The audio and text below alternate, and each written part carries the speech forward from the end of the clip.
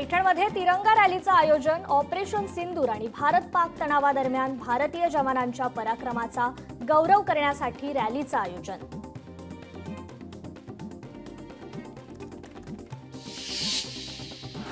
साताऱ्यात छत्रपती शाहू महाराजांचं जन्मगाव असलेल्या गांगवली येथील शाहू महाराजांच्या जन्मखुणांचा जीर्णोद्धार श्री स्वामी ओम मल्हारी प्रतिष्ठानच्या वतीने डागडुजी आणि वज्रलेपनाचं काम करून अभिषेक। हिंगोलीतील धरणांच्या पाणी पातळीत घट, सिद्धेश्वर धरणात केवळ 9% पाणीसाठा तर येलदरी धरणात 57% पाणीसाठा। पाणी पातळीत घट झाल्याने ग्रामीण भागात पाण्यासाठी महिलांची भटकंती। राष्ट्रीय शिक्षण धोरणाची राज्यांवर सक्ती करता येणार नाही, हिंदी शिकायची असेल तर दिल्लीला शिका, सुप्रीम कोर्टाने दिला निर्वाळा। मुंबई गोवा महामार्गावरील आंजनारी नवीन पुलावरून वाहतूक सुरू। पावसापूर्वी धोकादायक ब्रिटिशकालीन पुलावरून वाहतूक बंद झाल्याने प्रवासी वर्गात समाधान। आमदार किरण सामंत यांच्या पाठपुराव्याने नवीन पुलाचं काम पूर्ण। खरीप हंगामासाठी खत, बियाणे, कीटकनाशकांची टंचाई भासणार नाही या दृष्टीने नियोजन करण्याचे आदेश। खरीप हंगामाच्या अनुषंगाने आढावा आणि नियोजन बैठकीत आमदार विलास भुमरेंचे अधिकाऱ्यांना आदेश। पैठण येथील कमानीवर पिंपळाचं झाड उगवल्याने कमानीला भेगा। कमान धोकादायक बनल्याने मोठे अपघात होण्याची शक्यता। कमानीकडे नगरपालिकेचं मात्र दुर्लक्ष।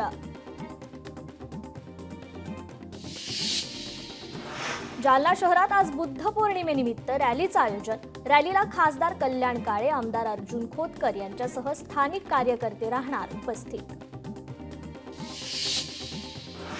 मुंबई वाहतूक पोलिसांनी लोक अदालतीचं आयोजन। दंड आकारणीच्या रकमेची तडजोड करण्यासाठी आयोजन। अदालतीत 1,14,288 चलनांवर सुनावणी। सुमारे 8.5 कोटींहून अधिकची रक्कम दंडापोटी जमा। नवी मुंबई विमानतळाला पश्चिमेकडून कनेक्टिव्हिटीसाठी विकसित करण्यात येत असलेल्या वेस्टर्न एंट्री इंटरचेंज काम जून 2025 पर्यंत पूर्ण होणार। यामुळे आम्रमार्ग आणि उल्वे किनारी मार्ग येथून विमानतळाकडची वाहतूक सुरळीत होण्यास मदत होणार आहे।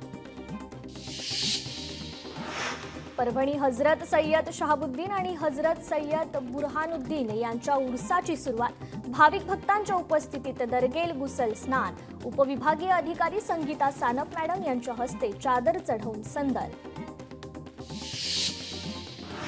परभणी गंगाखेड मध्यवर्ती बँकेत ग्राहकांना कामासाठी चुकीची वागणूक।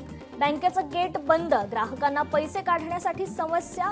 कर्ज स्लिप नाही तर कधी कॅश नसल्याची कारणं, तर बँक प्रशासनाकडून नागरिकांना टाळाटाळीची उत्तरं। हिंगोलीत जिल्हाधिकाऱ्यांचा स्टार हिंगोलीकर उपक्रम। प्रत्येक घराला स्टार रेटिंग देण्याची संकल्पना। प्रत्येक घरासमोर 5 झाडे लावणे, घरामध्येच कचऱ्याचं विलगीकरण करणे तसंच सर्व घरांचं सर्वेक्षण करण्याचे आदेश। श्री तुळजाभवानी देवीच्या चरणी भाविकाकडून 5 तोळे सोने अर्पण। कर्नाटकातील बीदर येथील देवेंद्र मुचलांब्रे यांच्याकडून देवीला 5 तोळे सोने अर्पण। चंद्रपूरच्या इरई नदीच्या खोलीकरणाचं काम 45 दिवसात पूर्ण होणार। पालकमंत्री डॉक्टर अशोक उईके यांची माहिती। 16 किलोमीटर लांबीच्या क्षेत्रात हे काम अविरतपणे सुरू असून या कामामुळे शहरातील पुराचा प्रश्न सुटणार आहे। भारत पाकिस्तान तणावाचा नाशिकमधील कांद्याला फटका। कांद्याचे दर 1,000 रुपये क्विंटलने घसरले। दर घसरल्याने शेतकऱ्यांना मोठा आर्थिक फटका। भारत पाकिस्तान तणावामुळे निर्यात ठप्प। नाफेड एनसीसीएफ यांनी अद्याप कांदा खरेदी न केल्याने शेतकऱ्यांना फटका। देशांतर्गत कांद्याचा पुरवठा वाढल्याने थेट कांद्याच्या दरावर परिणाम। रायगड जिल्ह्यातील 53,000 शेतकरी मदतीपासून वंचित। मदत अनुदानाचा 15 कोटींचा निधी पडून जिल्हाधिकाऱ्यांचे चौकशीचे आदेश। चंद्रपूर गडचिरोली सीमेवरील वैनगंगा नदीच्या पात्रात MBBSचे 3 विद्यार्थी बुडाले। बुडालेल्या विद्यार्थ्यांचा शोध सुरू। वाशिम जिल्ह्यात वादळी वाऱ्यासह अवकाळी पाऊस। वादळी वाऱ्यामुळे सोमठाणा गव्हा रस्त्यावर मोठ्या प्रमाणावर झाडे उन्मळून पडली। मार्गावर झाडे पडल्याने वाहतूक ठप्प। साताऱ्यात जवानाने दिलं देशप्रेमाचं उदाहरण. भारत पाकिस्तान तणावाच्या पार्श्वभूमीवर काळेवाडी गावातील जवान प्रसाद काळे लग्नाच्या दुसऱ्याच दिवशी कर्तव्य पथावर हजर. भारतीय सैन्याचं मनोधैर्य वाढवण्यासाठी बुलढाण्यात भव्य मोटारसायकल रॅलीचं आयोजन. रॅलीमध्ये बुलढाणा शहरातील माजी सैनिक, ईपीएस पेन्शन धारक, राष्ट्रप्रेमी, शिवप्रेमी नागरिक, शिवसेना युवा सेनेचे पदाधिकारी, शिवसैनिक मोठ्या संख्येने उपस्थित. पावसाच्या आगमनाने मोर आनंदित. रत्नागिरी जिल्ह्यातील पुरियेतर्फे देवळे गावात मोर पिसारा फुलवून नाचताना पाहायला मिळालाय.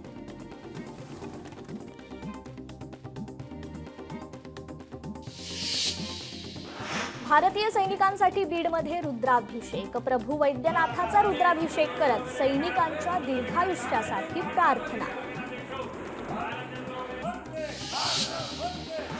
अकोला जिल्ह्यातील मूर्तिजापूर येथील माना पोलिसांकडून 40 गोवंशांना जीवनदान. माहिती मिळताच पोलिसांकडून धाड मारत कारवाई. फरार आरोपीचा शोध सुरू. रत्नागिरी नागपूर महामार्गावर चालती इलेक्ट्रिक बाईक बंद पडली. काही क्षणातच आग लागून दुचाकी जळून खाक. नागपुरात भरधाव मालवाहू एम्पे ऑटो आणि दुचाकीचा अपघात. अपघातात दुचाकीस्वाराचा मृत्यू. कोतवाली पोलिसांकडून मालवाहू वाहन चालक मालक सुधाकर पेशणे याला अटक. अंबाजोगाई येथे जुन्या भांडणातून एकाला लोखंडी रॉडने मारहाण. अंबाजोगाई शहरातील भावनाथेश्वर मंदिराच्या रोडवरील घटना. मारहाणीत एक जखमी. प्रकरणी 4 जणांविरोधात गुन्हा दाखल. धाराशिवमध्ये 3,000ची लाच घेताना कळंब भूमी अभिलेख कार्यालयातील कर्मचारी जाळ्यात. आरोपीकडून लाच रकमेसह एकूण 7,620 रुपये रोख रक्कम, अंगठी, शेतमोजणीची कागदपत्र, मोबाईल आणि लॅपटॉप जप्त. तसेच कळंब पोलीस ठाण्यात गुन्हा दाखल. कर्जतच्या स्टेशन ठाकूरवाडी परिसरात गुलाबी रंगाच्या सुटकेसमध्ये सापडलेल्या मृतदेहाचं गूढ उकललं. कर्जत आणि नेरळ पोलिसांनी संयुक्त कारवाई करत बंगळुरूमधून एका महिलेसह दोघांना ताब्यात घेतलंय. तर आरोपींनी हत्येची कबुली देखील दिली आहे. हिंगोलीत पत्नीनेच केला पतीवर हल्ला. पतीने जेवण मागितल्याचा क्षुल्लक कारणावरून हत्या केल्याची माहिती. पतीच्या गुप्तांगावर चाकूने वार. चाकू हल्ल्यात पती गंभीर जखमी. पत्नी विरोधात सेनगाव पोलिसात गुन्हा दाखल. हैदराबादमध्ये गोवंशाची अवैध वाहतूक करणारे 2 आयशर ट्रक पोलिसांच्या ताब्यात. ट्रकमध्ये 24 गोवंशीय बैल होते.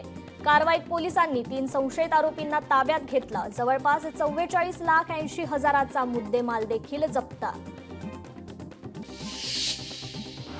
धुळे शहरातील ITI समोर डीपीला अचानक आग. अग्निशमन दलाला आग विझवण्यात यश. कोणतीही जीवितहानी नाही.